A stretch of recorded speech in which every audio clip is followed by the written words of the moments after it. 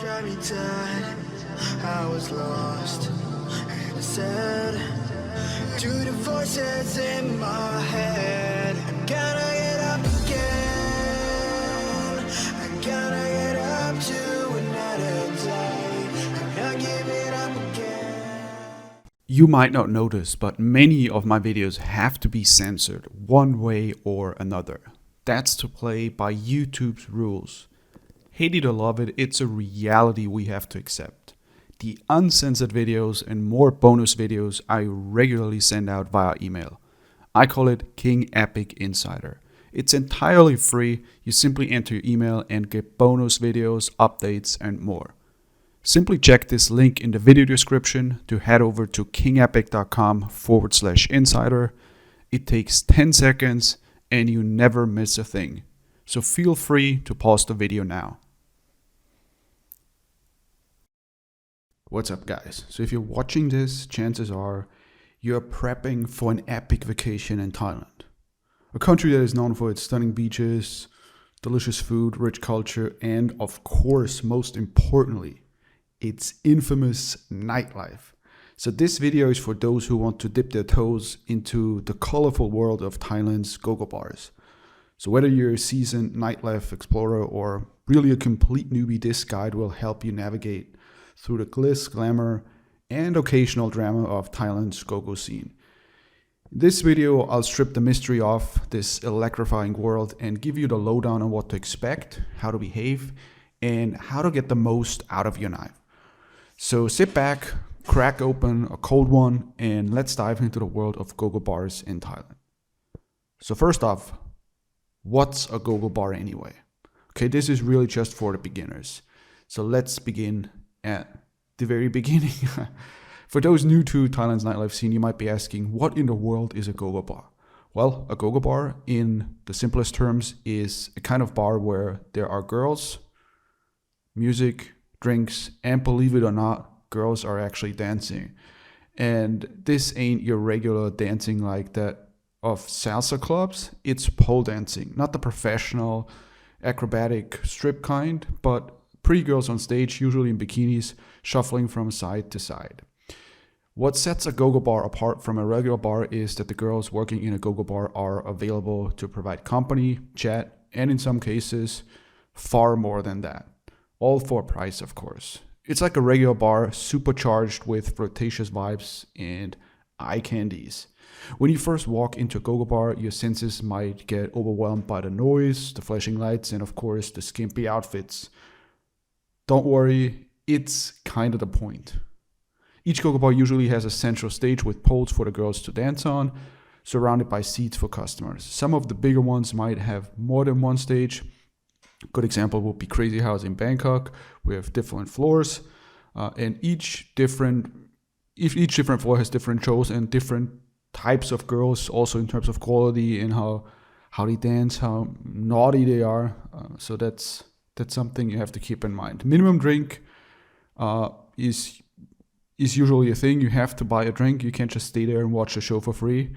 And the drinks, they depend. They could be 150, 200, 300 baht. Really depends on what you're getting. So that would be $4 to maybe $8. That's a general range. But just remember that a Gogo bar isn't a brothel. While it's true that the girls are part of the menu, so to speak, there are rules to follow. Most will come and chat with you if you buy them a lady drink, which is a drink that is just for a lady but costs more than the average drink, because included in the drink is also the kind of like the compensation for the entertainment that the girl provides when talking to you or doing something with you.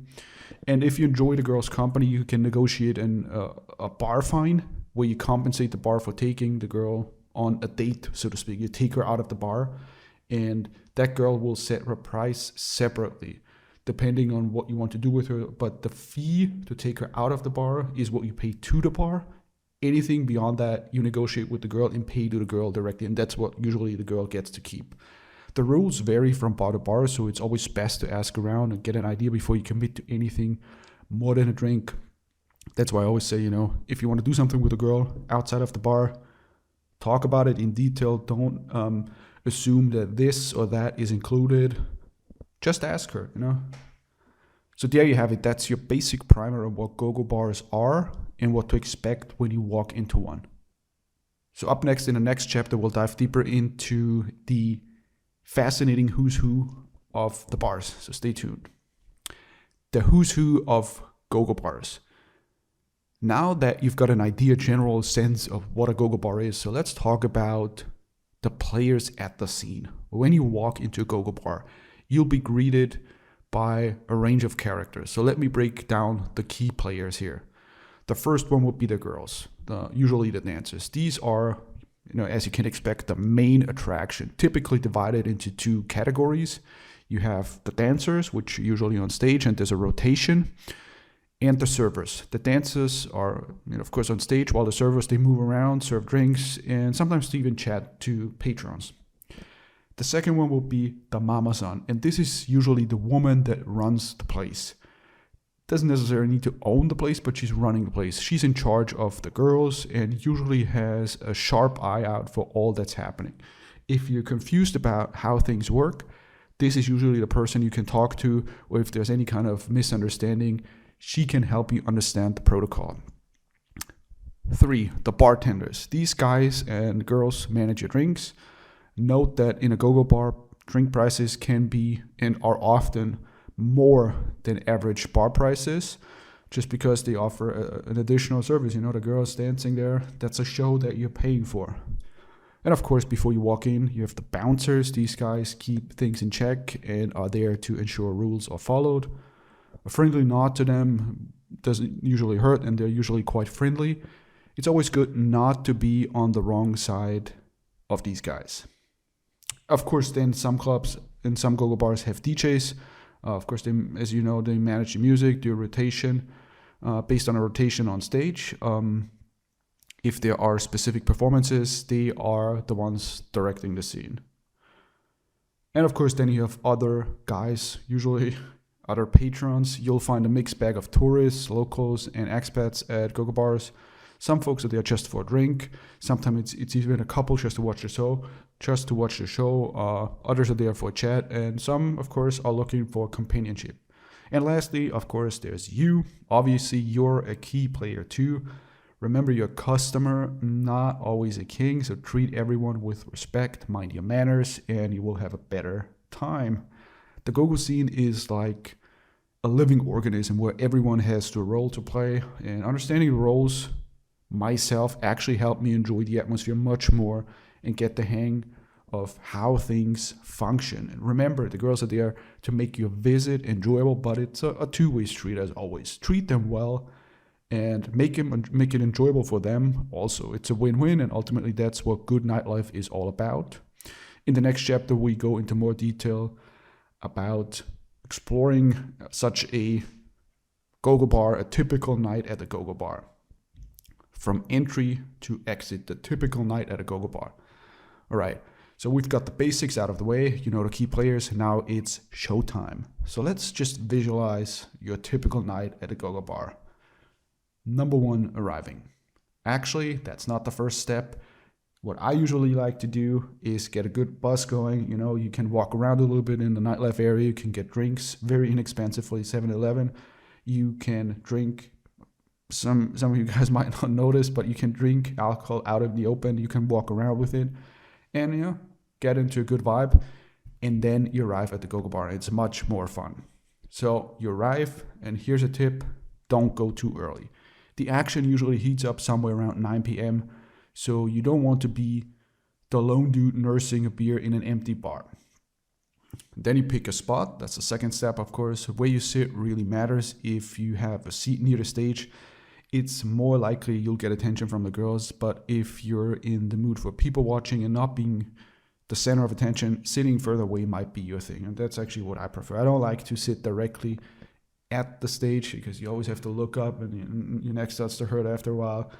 And you can't really look at all the girls at once if you're sitting too close. So I usually like to sit in the back. I mean, you want to get a girl's attention, you can always, call over to mama-san and she will get the girl to sit with you. Then, of course, ordering a drink.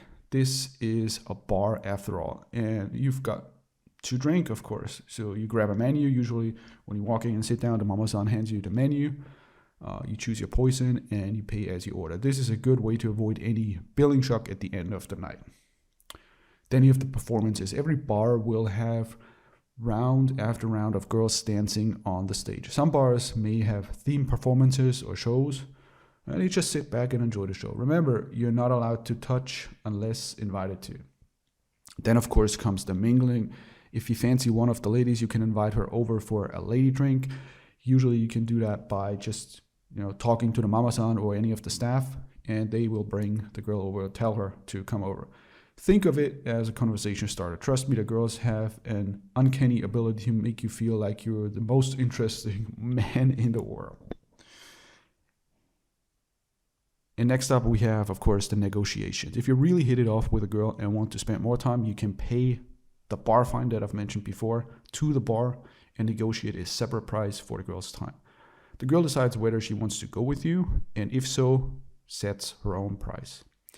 And of course, then you have the departure. Even the fun night eventually comes to an end. Remember, don't forget to pay off your bills. Leaving without paying or arguing about your bills is a big no-no and can land you in seriously hot water. So that's the skinny on a typical night at a Gogo bar. Honestly, it's not that different to a nightclub or a regular bar, just with some extra bells and whistles added. Next up, we'll talk about the nitty-gritty and talk about the money side. So let's take a look at the money. What's the real deal with pricing? Money, well, the necessary evil, isn't it? I've mentioned prices here and there, but let's break it down in more detail. So first off, entrance fee. You'll be pleased to know that most Gogo bars don't charge an entrance fee. The basic rule of thumb is you walk in, you gotta order something, and that's how they make money.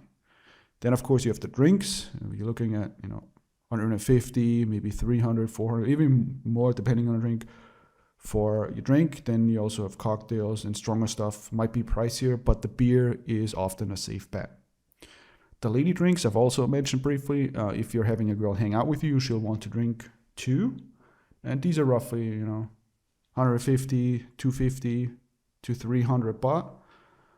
But here's the catch. The girl gets a commission from the lady drinks you buy them. So indirectly, you're paying a small amount to the girl as well. The bar fine really is if you vibe with a girl and want to take her out of the bar, you'll have to compensate the bar for losing a worker. And this can range anywhere between 500 to 1500, depending on which bar or which girl you want. And that, of course, depends on the girl's popularity as well. And then lastly, we have the compensation directly to the girl. That's between you and the girl. On average, could be 1,500, could be 4,000. It really depends on whether you want to spend just a few hours with the girl or all night. Really, you negotiate it directly with the girl. All these prices can vary greatly depending on the venue, the girl, the city, and even how much the girl likes you or wants to go with you. Remember, if she's charging a crazy price, say 6,000 baht, 8,000 baht, you should usually choose another girl because it's a hint that she's not really into you or at least doesn't want to go with you. So what I would say is, okay, negotiate, but never be aggressive about it. And this is important. Always pay your bills. Being a drink and dasher will not end well, not in Thailand's nightlife scene. And speaking about things not ending well, we'll get into the scams and how to avoid them in the next chapter. Trust me, you will want to know this. Play smart, how to avoid scams, and enjoy your time. Now let's finish off by talking about the elephant in the room, scams. Of course, they're out there. They're not common, but they're out there. And it's good to be aware so you can avoid them and have a better time. The first one would be bill padding. You've had a wild night out, but the bill seems astronomical. It's possible you just drank a lot, but it's also possible some extra drinks got added to your tab. So always pay as you order to avoid this scam. Then you have the overpriced drinks. Sometimes you might get a surprise when your bill comes because that standard beer suddenly costs an arm and a leg. Always check the prices before you order. Then we have unwanted company. A pretty lady suddenly cozies up to you and chats away. Before you know it, you're buying her drinks. If you didn't want the company, you can politely make it clear at the very beginning. Then we have the switcheroo. You hit it off with a girl, agree to a price, but at the last moment, she's switched with another girl. So I would say never pay the bar fine until you're sure about the girl. And lastly, the angry boyfriend. You're walking out with your girl and a guy claiming to be her boyfriend demands money. It's very uncommon, but it does happen. So make sure to clarify whether she's taken before you settle any deals. So remember, best to avoid any scams is to keep a clear head. You're here to have fun, and being drunk, completely drunk, out of your control drunk, aggressive or rude makes you a really easy target. So be firm, be respectful, and always pay your bills. It's pretty simple when you get down to it. So there you have it. That's my little video guide to navigate the maze of Gogo bars. Remember, it's all about enjoying yourself and making sure the people you interact with have a good time too. So that's it. For additional info, you can check out the links in the description for bonus videos. Other than that, I'll see you in the next video.